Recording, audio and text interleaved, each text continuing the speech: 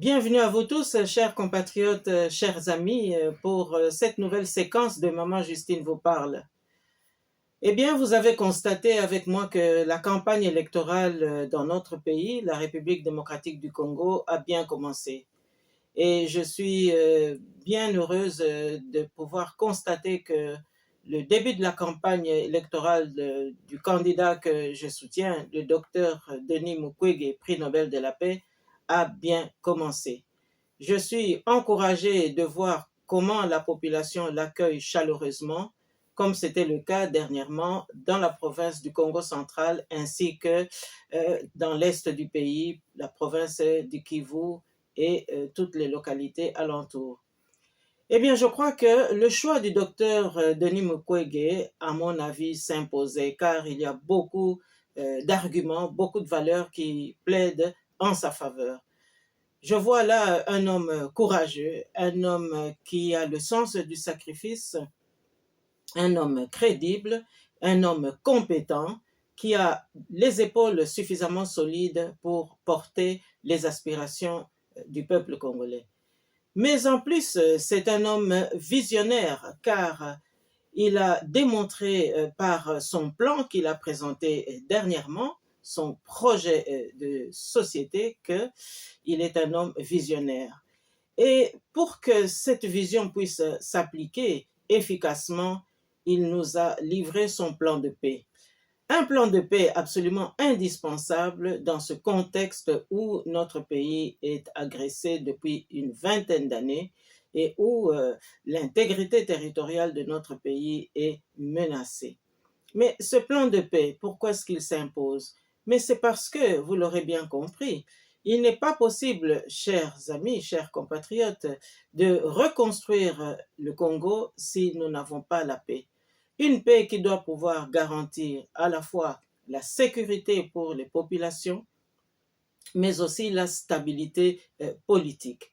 Et cette sécurité pour les populations pourra aussi favoriser le retour des milliers et des milliers de déplacés afin que nos régions et nos contrées puissent à nouveau être revalorisées. Alors, je crois aussi que le choix du docteur Mukwege dans ce contexte d'aujourd'hui, eh bien, s'explique aussi parce que les enjeux sont importants. Et je crois que nous devons comprendre cela. Quels sont ces enjeux géopolitiques notamment? Eh bien, le Congo aujourd'hui est au cœur des préoccupations mondiales parce qu'il s'agit d'enjeux écologiques, il s'agit aussi d'enjeux technologiques, d'enjeux économiques et surtout la lutte contre le terrorisme qui touche aujourd'hui tous les continents. Et je crois que nous, en Afrique centrale, nous sommes bien placés pour savoir que ce combat-là, c'est aussi un défi exposé à notre pays. Alors, j'aimerais aussi vous dire, chers amis, chers compatriotes, que le plan visionnaire de notre candidat ne s'arrête pas simplement à l'analyse de ces enjeux, mais il y a aussi la prise en compte de l'extrême pauvreté de notre population. Et pour cela, il faut évidemment lutter contre la faim. Il faut que cette population puisse produire à nouveau, donc de l'emploi. Il faut que cette population puisse à nouveau retrouver la valeur de la terre ancestrale pour que cette terre puisse à nouveau permettre à notre pays d'atteindre l'autosuffisance alimentaire. Et je me réjouis d'ailleurs que le plan du docteur Denis Mukwege envisage justement une citoyenneté active à la fois dans les villes mais aussi dans les campagnes, de manière à ce que cette symbiose et cet équilibre puissent réellement favoriser un plan de développement national. Mais il y a aussi dans la vision du docteur Denis Mukwege la nécessité de mettre fin à l'impunité, la nécessité de rétablir une justice indépendante et surtout l'exigence de mettre fin aux vices de la mauvaise gouvernance. Et ces vices, c'est notamment les compromissions multiples qui ont amené notre pays à ne plus respecter les règles d'offre des marchés, par exemple, mais aussi la corruption qui gangrène nos institutions de toutes parts. Et je crois que là, c'est un chantier, un grand défi à relever. Et je suis persuadée que avec notre soutien à tous, eh bien, le docteur Denis Mukwege pourra arriver à résoudre cette question fondamentale.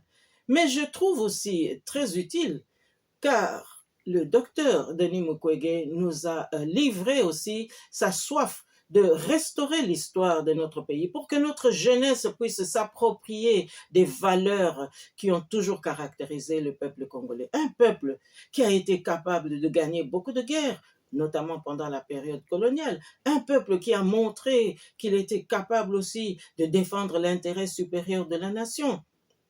Un peuple finalement qui a aussi compris que le développement et l'émancipation passent par l'éducation. Alors je crois que tous ces chantiers sont des chantiers tout à fait importants et ce sont des chantiers auxquels nous devons tous contribuer parce qu'il y va de la sécurité de notre pays. Il y va aussi de la stabilité de notre pays, mais surtout de l'intégration de notre pays dans le jeu mondial. Et je crois que le Congo a un mot à dire. Et pour cela, il nous faut un homme qui peut être entendu, un homme qui peut porter la voix du peuple congolais et surtout un homme qui est respecté. Et ça, c'est une valeur absolument fondamentale. Alors, je crois que, chers compatriotes, nous avons aussi là un candidat consensuel qui ne fait pas de concessions au tribalisme, mais qui, au contraire, pense que tous les talents doivent être exploités et qui donne aussi une place à la pluralité dans notre société. Eh bien, moi, je crois avec vous que nous avons le devoir de soutenir un tel candidat. Il y a bien longtemps que nous n'avons plus eu autant de compétences réunies en un seul homme. Eh bien, je crois que notre devoir aujourd'hui, c'est de le soutenir. Et je vous invite à faire comme moi, soutenons le docteur Denis Mukwege, changeons tous les paradigmes qui ont paralysé notre pays pendant ces dernières décennies de manière à ce que tout change en République démocratique du Congo. Voilà, je vous remercie, chers amis, chers compatriotes, et je vous dis à la semaine prochaine.